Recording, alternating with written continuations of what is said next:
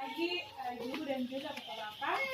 Sebelumnya kita masuk ke informasi kesehatan yang nanti kita mau berbagi dengan ibu-ibu tentang diare. Kita perkenalkan juga, kita ini mahasiswa prodi keperawatan tua. Kebetulan kita berdinas di Puskesmas UN. Kita akan perkenalkan beta teman-teman satu persatu. Yang pertama, kalau yang ini dia nama Clara, yang satunya lagi nama Erni, yang satunya lagi nama Yayu, yang sebelah sana namanya Feby, yang sana Watini. Nah, mungkin saya buang-buang waktu, kita langsung saja. Pasti ibu-ibu dong semua sudah tahu penyakit diare itu seperti apa.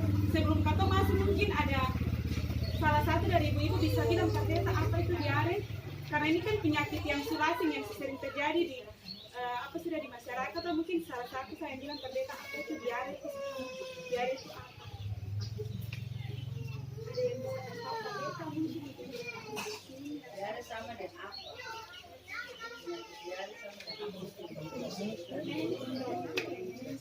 Ya, betul sekali.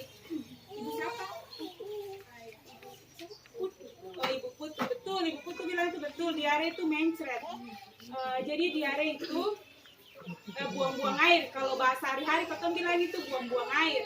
Dia buang-buang airnya maksudnya normal begitu. Kadang-kadang kalau buat anak-anak itu biasanya itu bera-bera tuh lebih dari satu hari tuh bisa 3 sampai lebih dari 3 kali begitu, kayak normal. Jadi dia buang air tuh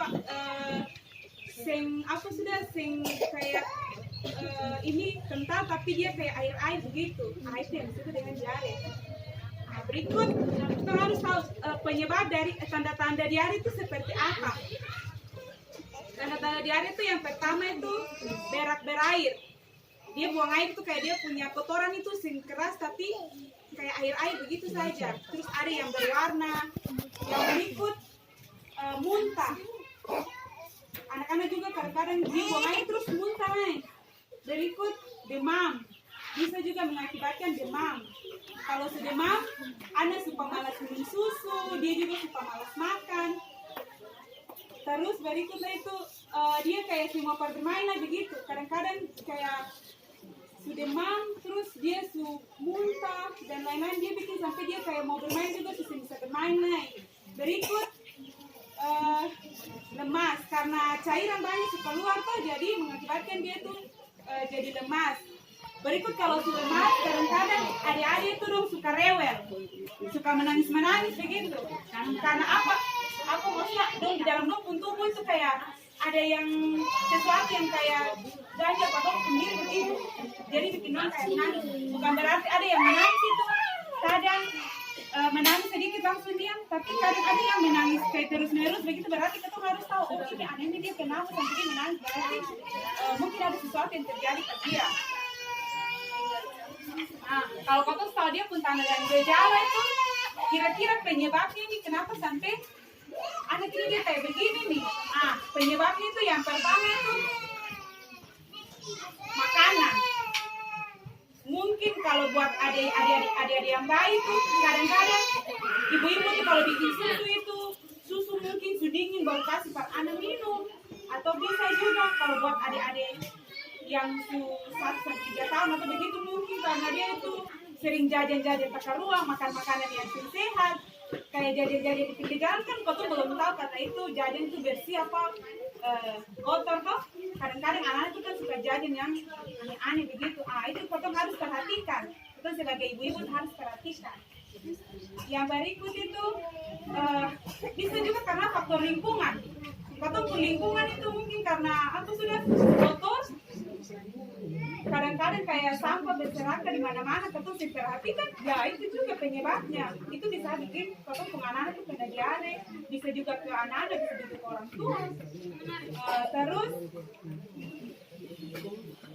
kalau kau tuh tahu dia punya penyebabnya, itu terus kira-kira pencegahannya apa? Yang pertama yang harus kau lakukan di rumah itu kau buat ini, kasih minum anak itu air banyak dulu pertama. Kedua kau bikin larutan gula garam sebelum minum. Kalau mau makan dong, kalau mungkin ada yang oralit di rumah, kau bisa buat oralit. Tapi ingatan, Katong buat oralit itu harus sesuai umurnya, jangan sampai dia masih mungkin 1 tahun, katong kasih yang dia pun takarannya yang lebih. Itu simbol itu kadang-kadang bikin ini ke anak yang dia terkena juga.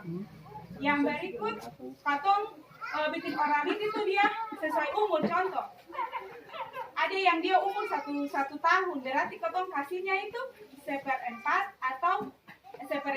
atau setengah gelas saja. Katong bikin sudah larutan oralit itu cukup setengah gelas saja. Katong kasih buat anak yang umur 1 tahun. Tapi kalau dia umur 1 sampai 4 tahun, berarti katong berikan setengah sampai 1 gelas buat dia minum. Yang berikut, kalau anak di atas 5 tahun, berarti katong kasih 1 sampai 1,5 gelas. Jadi ibu-ibu katong boleh kasih oralit itu sekalon juga katong harus tahu dia punya takaran juga buat oralit. Iya, pasti dia caranya kan pasti ibu semua sudah tahu toh. Apalagi yang sering datang posyandu pasti sester-sesterom, jadi mungkin sudah lebih jelas lagi, tapi beta mungkin menambahkan saja takarannya itu katong harus sediakan air minimal itu 200 ml dalam gelas air matang, terus katong buka larutan oralit itu, terus kasih masuk ke dalam, aduk dia, putar dia segar ini baru kasih minum, tapi harus sesuai dengan dia punya takarannya tadi yang kita bilang.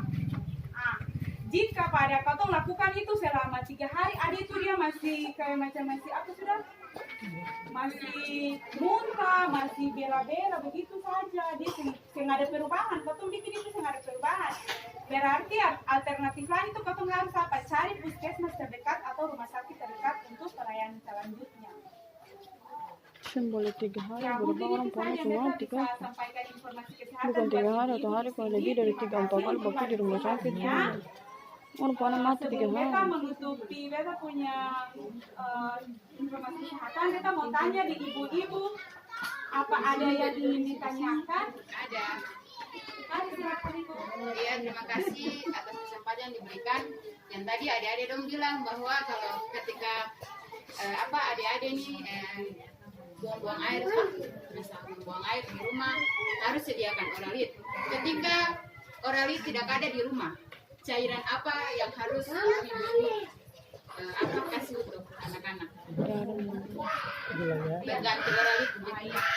Terima kasih, mungkin kita langsung menjawab saja. Kalau memang saya ada oralit, berarti ibu dong bikin larutan gula garam. Itu sah.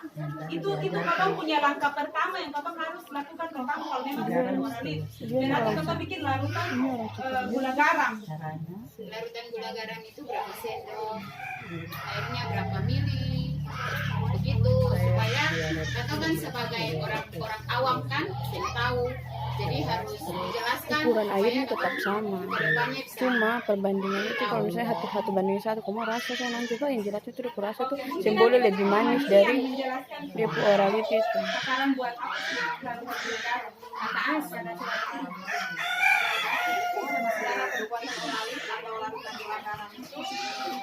Kalau video sudah. airnya itu harus 200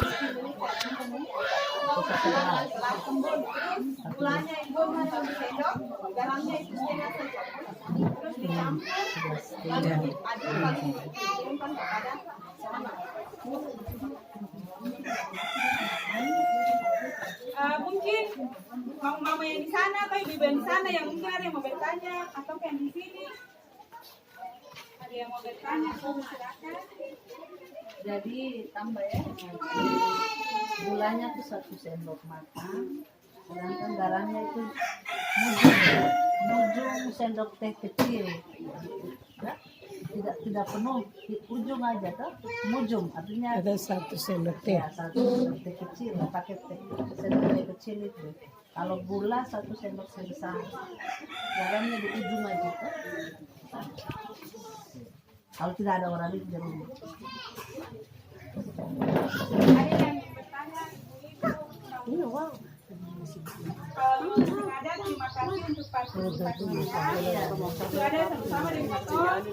ini informasi yang Kakak sampaikan semoga bermanfaat bagi ibu-ibu karena itu yang ada bapak-bapak dan ibu-ibu yang ada di sini semua. terus orang-orang gede kemarin belum Selanjutnya saya sampaikan soal itu berbeda semua dari bangsa ya alekan mantap di zaman bisa plastik ini saya tutup dengan ucapan banyak-banyak terima kasih. Assalamualaikum warahmatullahi Namanya wabarakatuh. Shalom. shalom ya jarum suntik.